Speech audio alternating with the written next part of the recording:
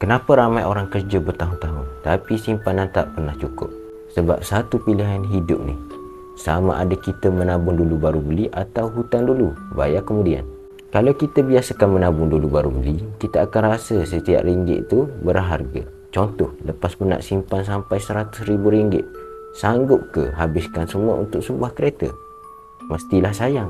Sebab nak capai RM100,000 tu bukan senang.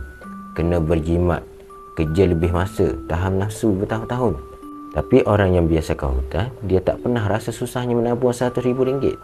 Yang dia nampak cuma ansuran RM2,000 sebulan. Padahal kereta harga RM100,000 tu bila campur bunga bank, dia bayar RM120,000.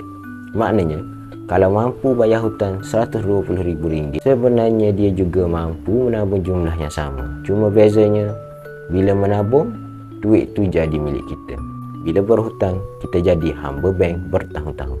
Sebab tu hidup terasa makin keras, bukan sebab kos hidup semata-mata, tapi sebab kita belanja duit masa depan yang belum ada. Jadi, kalau nak masa depan lebih tenang, biasakan satu saja. Menabung dulu baru berbelanja. Itulah jalan orang yang benar-benar kaya. Kalau nak tahu cara paling mudah mula menabung dengan selamat, DM saya sekarang. Saya akan tunjukkan cara simpan dalam bentuk emas supaya tabungan anda betul-betul bertahan.